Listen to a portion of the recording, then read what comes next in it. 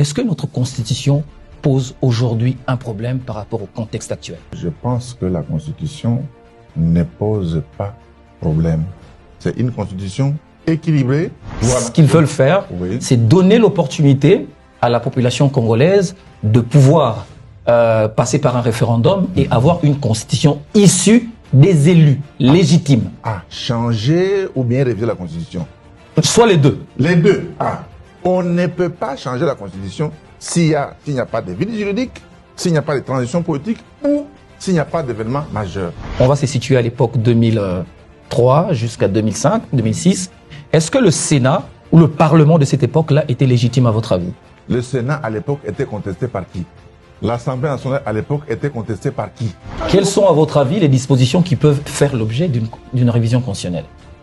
Je peux par exemple dire l'élection des sénateurs. Les gens sont en train de crier.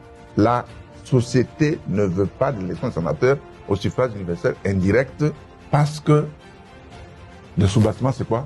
C'est la corruption. Quand est-ce qu'on peut réviser? Quand les conditions sont de non par la Constitution elle-même. Allez-y.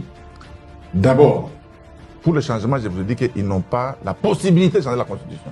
Si on respecte la Constitution, on ne peut pas réviser la Constitution parce que nous sommes d'abord sous l'état des sièges. Il faut d'abord terminer ce qui se passe là-bas. Tant qu'ils sont déjà majoritaires, ça veut dire que le passage est déjà accordé. Le pouvoir en place ici est bloqué. On ne peut pas réviser la Constitution avec cette Assemblée nationale parce que les élections ont été mal organisées.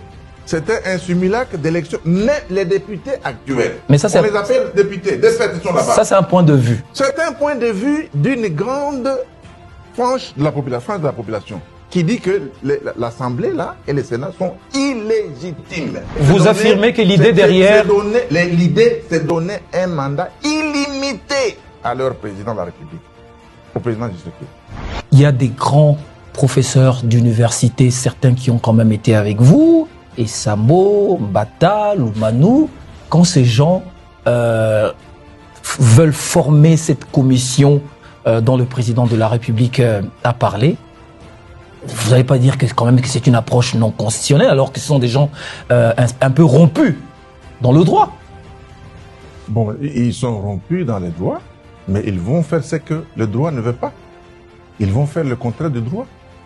Pour réviser la Constitution, on n'a pas besoin d'une commission. Il faut seulement respecter la procédure. Vous avez peur du référendum? Nous voulons le référendum avec une CENI qui est inclusive. Est-ce que c'est la Constitution ici qui demande aux gens de détourner des deniers publics?